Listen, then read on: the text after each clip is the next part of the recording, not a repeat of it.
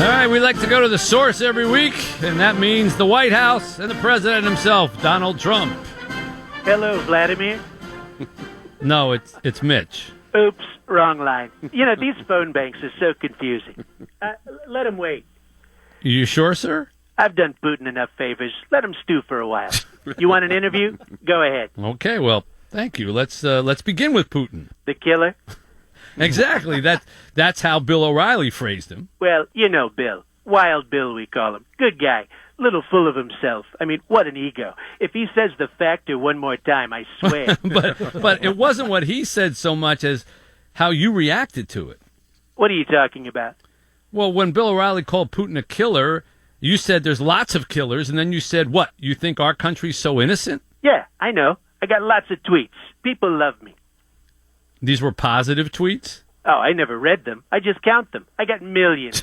I'm huge. They might have all been complaining that you just put us on the same level as an autocratic Russian regime. Well, I don't know what cars they drive. Autocratic? Who knows? No. All I said was, you think we're innocent?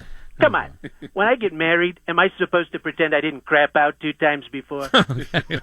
Let's shift gears. There you go, being autocratic again. That's not what autocratic means. Oh, yeah? Lots of people tell me it does. Lots of people will say I'm right. That's another thing. You constantly defend your positions by saying lots of people say this or that.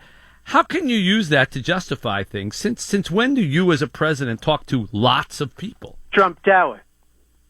Trump Tower. Yes. We have a parking lot in the basement level, and as I go to work, I ask the attendants if they agree with me, and they always say they do, 100%. And then I tip them, and my driver takes me out. They work in a lot. They agree with me. Lots of people agree with me. Believe me. Oh, my God. Call me Donald. No, call me Mr. President. Show some respect. All right, fine. Mr. President. Excuse me for interrupting, sir. I'm so giddy, sir. Ah, Mike, I'm so proud of you. You got to raise your hand and vote for something. Oh, you don't know. It was so empowering, sir. The Senate was locked 50-50, and I got to cast the tiebreaker. It was like Tom Brady throwing the touchdown pass to win the Super Bowl. Oh, God. Well, cool your jets, Mike. It's not exactly like Brady. I mean, you don't get to sleep with a supermodel because you broke a tie vote in the Senate. Oh, sir, I'm so jacked. Sirs, if I might jump in, this was the vote that confirmed Betsy DeVos as education secretary. Oh, is that what it was for? Yes. Gosh, hootie, I was so pumped up to be doing something, I didn't bother to ask what it was for. Well, now that you know, are you proud of yourself? Well, Mike?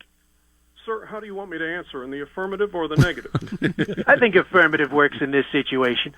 Yes, I was. Go, Betsy, go. You know what? I kind of had my doubts about her myself. Wait, you had doubts about Betsy DeVos? Well, I just didn't see what the woman who stitched our flag could possibly mean to educators. That's Betsy Ross. Say what now? Sir, speaking of that, Saturday Night Live has become more and more vicious of you in its attacks every week. What a miserable program, okay? No talent. They're all just worried because they think I'm going to deport them. Well, what about Alec Baldwin's impression? He's got no talent. He's got less talent than the weakest Baldwin, and that's saying something. Well, he's quite popular on that show. So is Leslie Jones, but we're not going to dinner, okay? How's the wall coming? In our bedroom? Fine. Melania has most of my awards hung up there now. Businessman of the Year, Executive of the Year, Builder of the Century. Who gave you those awards? Trump Incorporated. I actually meant the Mexico wall. Just waiting for their check to clear. You got a check from them? I'm waiting. So you're waiting for the check? It has to clear. But it can't clear if you don't have it. Right, which is why I'm waiting for the check to clear. They're never going to pay for that wall.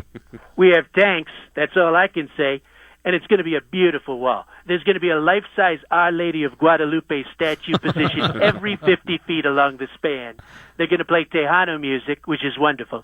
And if anyone gets too close to it, the Virgin Mary will release a cloud of mildly toxic nerve gas.